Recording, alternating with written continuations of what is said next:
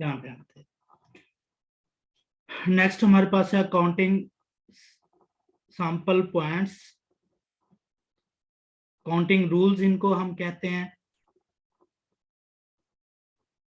कि जो हमारे पास सैंपल स्पेस बनता है उनको किस तरह हमने पॉसिबल सैंपल पॉइंट्स बनाना होते हैं। डिफरेंट हमारे पास काउंटिंग रूल्स होंगे इसमें। पहला है हमारे पास रूल ऑफ मल्टीप्लिकेशन। अगर हमारे पास दो एक्सपेरिमेंट हैं, पहले एक्सपेरिमेंट के पॉसिबल, जूम कर ले सर थोड़ी सी, जूम कर देते हैं, ठीक है। पहले एक्सपेरिमेंट के हमारे पास पॉसिबल आउटकम 6 बनते हैं और दूसरे एक्सपेरिमेंट के पॉसिबल आउटकम 2 बनते हैं। और फॉर एग्जांपल पहला एक्सपेरिमेंट हमारा था डाई रोल कर रहे थे और दूसरा एक्सपेरिमेंट था हम कॉइन टॉस कर रहे थे। तो पॉसिबल ओवरऑल कितने आउटकम बनेंगे वो हम करेंगे 6 मल्टीप्लाई बाय 2। ये कहलाएगा रूल ऑफ मल्टीप्लिकेशन, यानी कि हर एक्सपेरिमेंट के सेपरेट जितने पॉसिबल बनते हैं उनको आपस में मल्टीप्लाई कर देते हैं तो उनका कंबाइन हमारे पास आ जाता है कि इतने हमारे पास बनेंगे।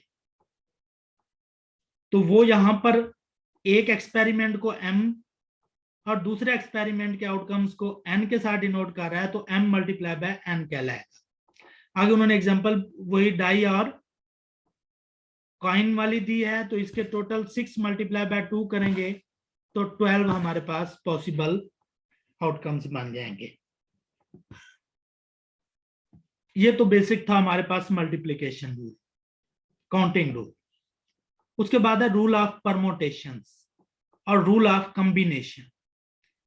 ये दो रूल वेरी इंपॉर्टेंट है। इसमें अक्सर जो है पता नहीं चलता कि यहां पर आपने परमोटेशन लगाना है या कॉम्बिनेशन लगाना है।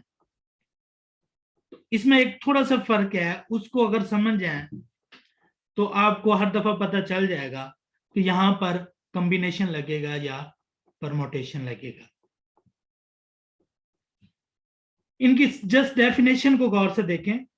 A permutation is any ordered subset from a set of n distinct object, यानी n मुख्तलिफ ऑब्जेक्ट्स हैं हमारे पास और परमोटेशन क्या है, उसका ऑर्डर्ड सबसेट है, ऑर्डर्ड सबसेट। और अगर यही चीज हम आते हैं कॉम्बिनेशन के अंदर, उसमें देखते हैं तो वो है a combination is any subset of R objects selected without regard to their order।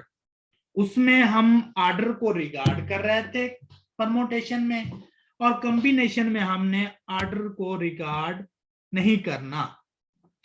अब ये क्या मतलब हुआ कि ऑर्डर को रिगार्ड करना है और उसमें कह रहा है कि ऑर्डर को रिगार्ड नहीं करना। अब देखें हमारे पास 3 एलिमेंट हैं, ए, बी और सी। ये किसी भी एक्सपेरिमेंट के हमारे पास 3 एलिमेंट आए हैं। एक और एक्सपेरिमेंट में इसकी तादाद ये आ गई है,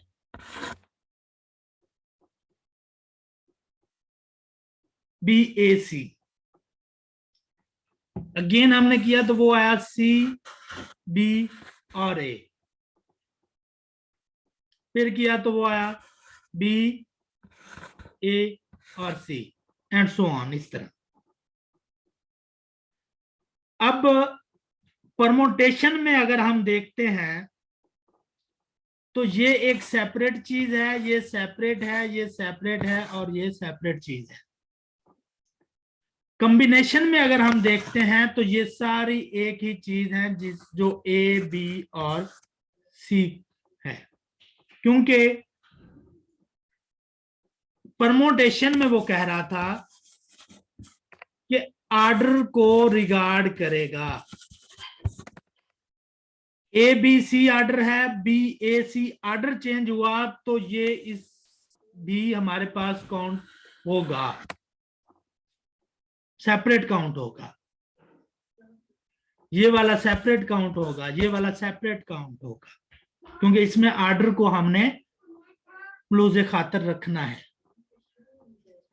लेकिन इसमें अगर आए हम कॉम्बिनेशन में तो ये सारी चीजें लाके एक ही चीज होगी कि इसमें ए बी और सी आ रहा है। जो मर्जी इसमें ऑर्डर आ जाए उसको कंसीडर हम एक ही एलिमेंट करेंगे कॉम्बिनेशन के अंदर।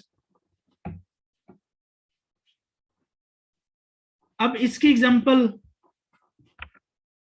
आगे हम बुक से ही देख लेते हैं।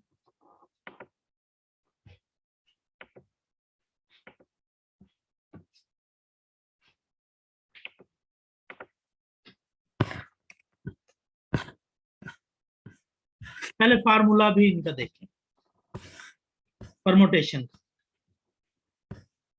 NPR, P के साथ इसको डिनोट करते हैं, NPR होता है और ये इक्वल टू होता है n factorial divided by n minus r factorial. यानी n हमारे पास टोटल होते हैं और r उसका हम सब इवेंट ले रहे होते हैं, तो टोटल में से सब इवेंट NPR कहेंगे और n का factorial divided by n minus r factorial, ये इसका फार्मूला बनेगा। अब फैक्टोरियल की प्रॉपर्टीज का भी पता होना चाहिए आपको कि 1 का फैक्टोरियल 1 होता है, 0 का फैक्टोरियल भी 1 होता है।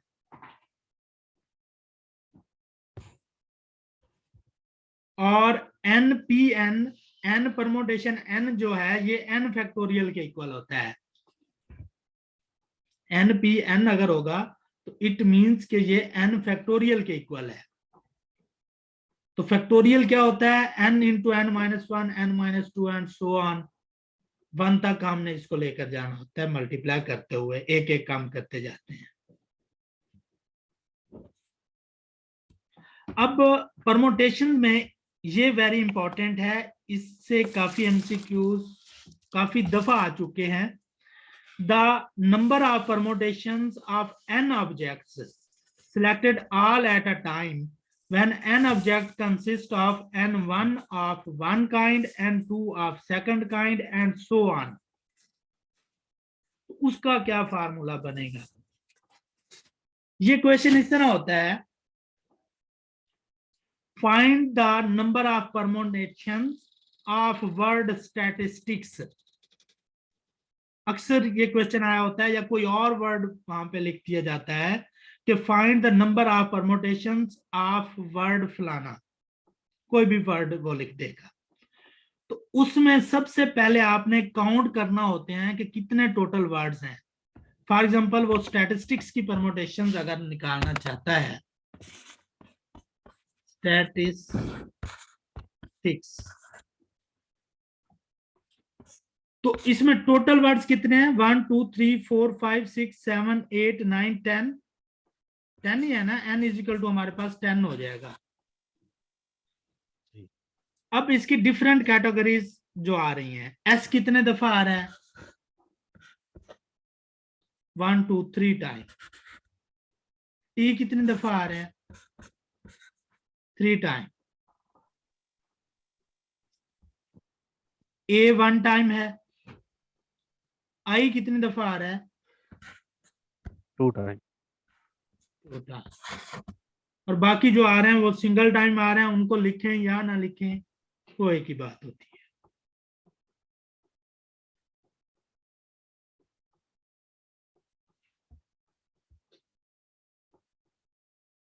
C है और A है, बाकी 1 1 टाइम है, C 1 टाइम और A 1 टाइम। तो इसका तरीकाकार ये होता है कि नंबर ऑफ परमुटेशन अगर हमने इसकी फाइंड करनी है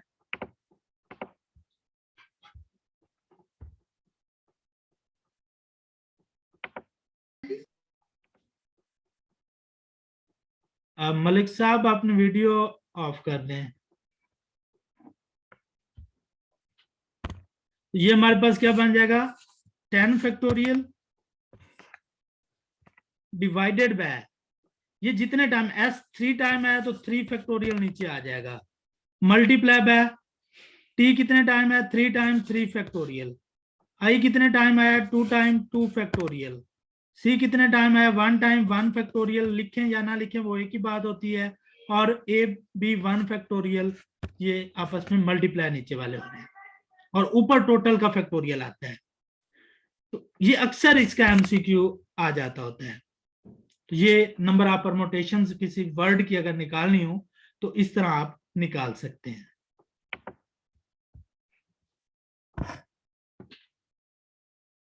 उसके बाद कॉम्बिनेशन है, कॉम्बिनेशन में हमारे पास फार्मूला NCR इसको लिखते हैं या NR ब्रैकेट्स के अंदर लिखते हैं, N ओवर नीचे R लिखते हैं और ब्रैकेट्स लगाते हैं। अगर ब्रैकेट लगानी है तो फिर C लिखने की जरूरत नहीं होती। तो इसका फार्मूला हमारे पास NCR है, N का फैक्टोरियल ओवर यहाँ पे R का factorial into N minus R का फैक्टोरियल।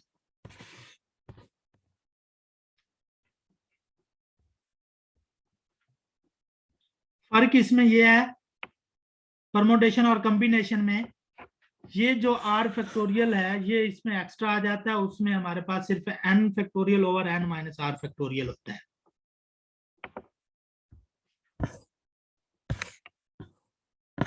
ये फार्मूला डिफाइन किया गया है, N factorial over R factorial into N minus R factorial. ये आगे इसकी कुछ प्रॉपर्टीज हैं कि N कॉम्बिनेशन R हो तो ये इक्वल टू होता है N over N minus R factorial, N minus R के। इसकी अगर हम एग्जांपल एक लें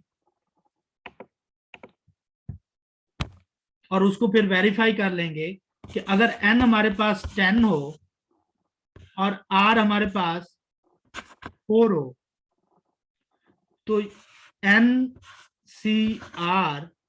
वो कह रहा था इक्वल होता है N over N minus R, यानी NCN माइनस R। तो हम इसको वेरीफाई कर लेते हैं, 10 कॉम्बिनेशन 4 ये इक्वल, अब इस प्रॉपर्टी के तहत क्या होना चाहिए, 10 कॉम्बिनेशन 10 में से 4 को निकाल दें तो 6। ये आपने अपने कैलकुलेटर से चेक कर लेना कि बराबर आते भी हैं या वैसे ही लिखा हुआ है। सेकंड हमारे पास क्या है, N R minus 1 plus N combination R है, ये इक्वल टू होगा N प्लस 1 ओवर R के। इसको भी आप यहां पे R और N की कोई नंबर्स लेकर वेरीफाई कर सकते हो। Large factorial may be conventionally evaluated by using an approximation known as Stillings formula। अगर हमारे पास बहुत बड़ा नंबर आ गया है और उसको तो फिर मल्टीप्लाई करते करते टाइम लग जाता है, तो ये उन्होंने एक इसका फार्मूला बनाया हुआ है, इसको स्टिलिंग्स फार्मूला कहते हैं n फैक्टोरियल का। ये एग्जैक्ट नहीं होता, ये अप्रोक्सीमेशन उसकी होती है। अब ये एग्जांपल जो है इसको देखेंगे तो आपको मजीद कॉम्बिनेशन और परमुटेशन का जो फर्क है उसका पता चल जाएगा।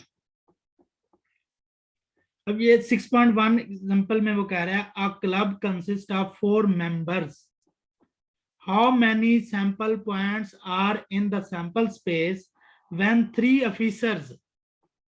अब 3 ऑफिसर्स की बात हो रही है और आगे उनकी डेजिग्नेशन बता दिए गए हैं, प्रेसिडेंट, सेक्रेटरी और treasurer are to be chosen. अब क्योंकि उन्होंने डेजिग्नेशन फिक्स कर दी हैं यानी पहला जो सिलेक्ट होगा वो प्रेसिडेंट होगा, दूसरा जो सिलेक्ट होगा वो सेक्रेटरी होगा, और जो तीसरा सिलेक्ट होगा वो ट्रेजरर होगा। तो इसमें सपोज हमारे पास एलिमेंट्स को हमने दिया हुआ है नाम ए, बी और सी का।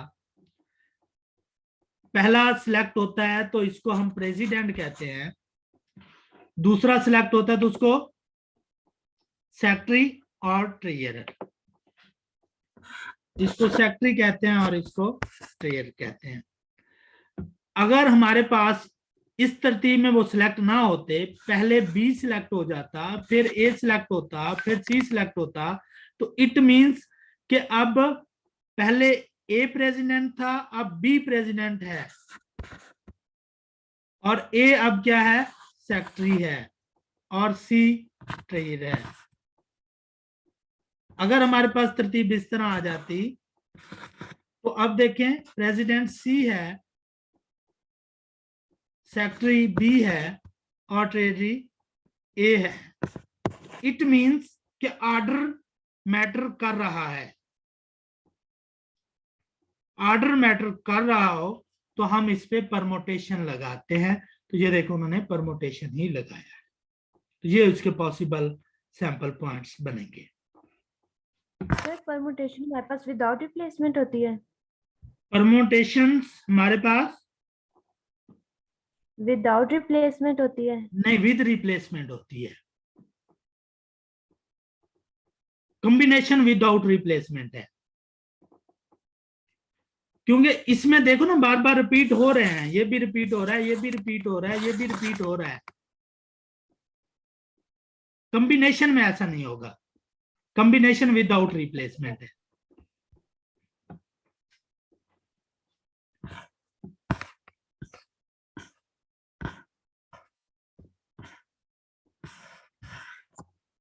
इस एग्जांपल को देखें। अब यहां पर उन्होंने कोई डेजिग्नेशन नहीं दिए, सिर्फ ये बताया आ 3 पर्सन्स कमेटी बनानी है। अब उस कमेटी में उन्होंने ये नहीं बताया कि पहला सिलेक्ट होगा तो उसका ये डेजिग्नेशन होगा, दूसरा होगा तो ये होगा, सिर्फ कमेटी होगी। 4 पर्सन में से 3 को हमने सिलेक्ट करना है, तो इसके हमारे पास क्या कहलाएगा, कॉम्बिनेशन कहलाएगा, क्योंकि कोई अलग अलग डेजिग्नेशन नहीं होगा। अब कमेटी है ना, ए, बी और सी पर्सन है कमेटी के अंदर, इस तरतीब से सिलेक्ट हूं या बी, ए, सी तरतीब से सिलेक्ट हूं, मेंबर तो वही है कमेटी के अंदर, ठीक है। तो ये दोनों एक ही चीज कहलाएगी, या सी, बी, ए है तो ये भी वही है, तो ये सारी चीजें एक ही चीज कहलाती है। तो इसको हम क्या कहेंगे, ये कॉम्बिनेशन इसके अंदर इस्तेमाल होगा।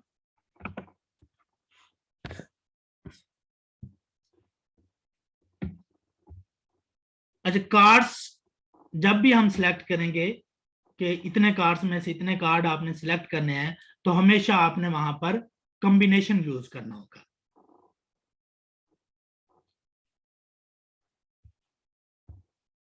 अब वो कह रहा है how many sample points are in the space when a person draw a hand of 5 cards from a well shuffled ordinary deck of 52 cards।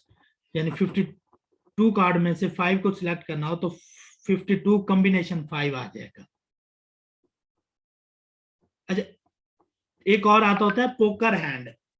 Poker hand में भी हमने 5 कार्ड को सिलेक्ट करना होता है, तो जब भी पोकर हैंड का जिक्र आएगा तो इट मींस आपने 5 कार्ड 52 कार्ड में से सिलेक्ट करना होंगे।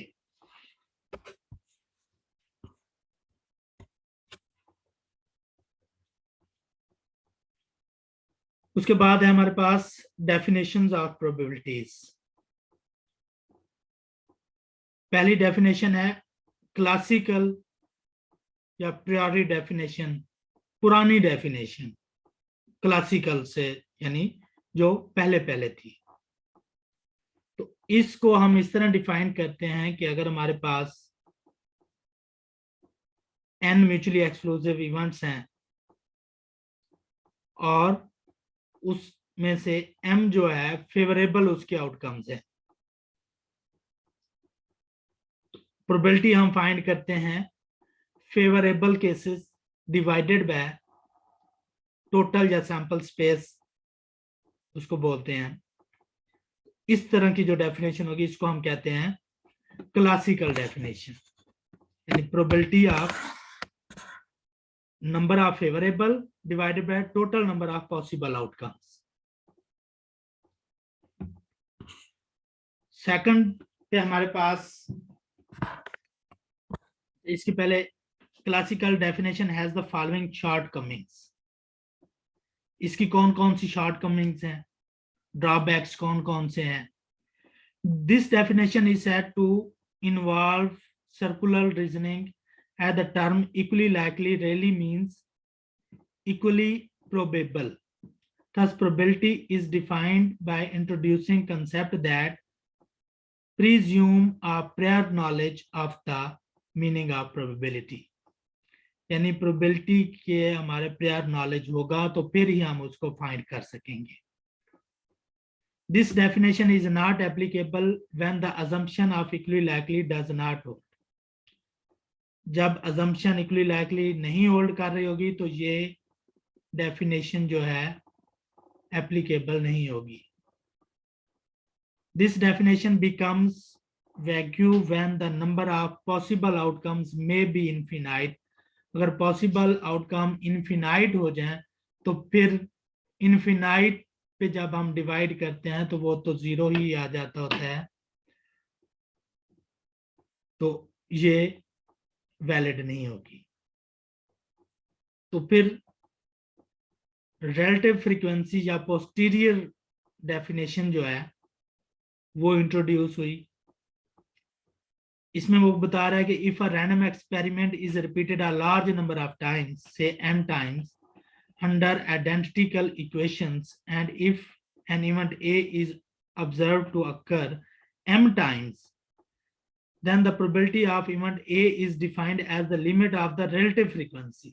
अब इसमें limits n approaches to infinity, यानी एक n टाइम हम कोई एक्सपेरिमेंट कर रहे हैं और उसके अंदर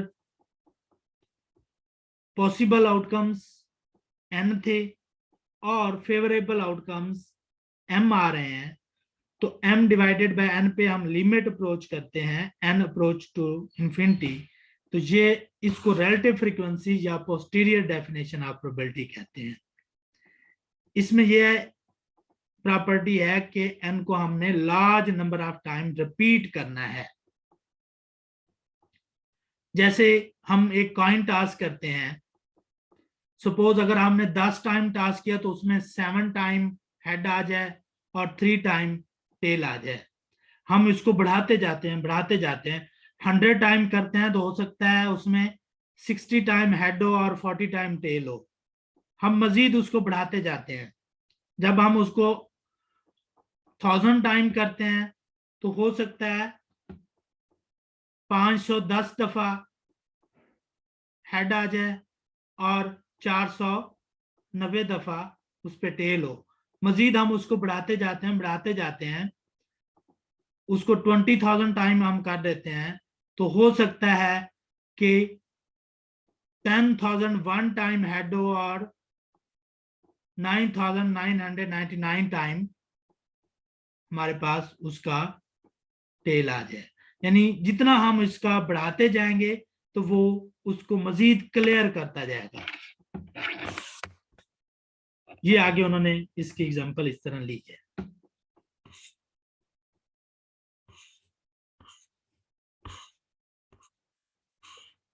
थर्ड है हमारे पास axiomatic definition of probability. Axiomatic definition of probability में ये पहले तो किसने इंट्रोड्यूस करवाई और कब हुई? 1933 में रशियन मैथमेटिशियन था एंड्रे एन कालमोगोरोव, और इसने 3 एक्सियम दी प्रोबेबिलिटीज की। कि पहले उसने ये एक्सियम दी कि प्रोबेबिलिटी जो है 0 से लेकर 1 के दरमियान लाई करेगी।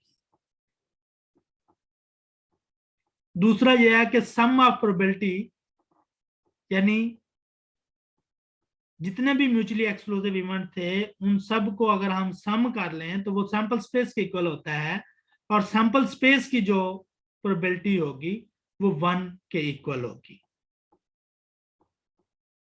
और अगर ए और बी म्यूचुअली एक्सक्लूसिव इवेंट हो तो उनका A union B equal to होगा A plus probability of A plus probability of B के।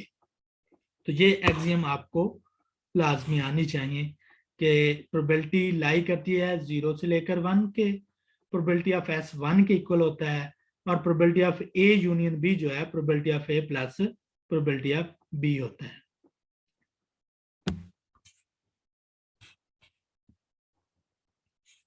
चलिए यहाँ हम आज क्लास ऑफ करते हैं, कल यहाँ से आगे हम ले जाएंगे। ये इसकी एग्जांपल्स हैं, ये सब्जेक्टिव और पर्सनालिटिक प्रोबेबिलिटी से हमने कल स्टार्ट करना है इसको। अगर किसी का कोई क्वेश्चन है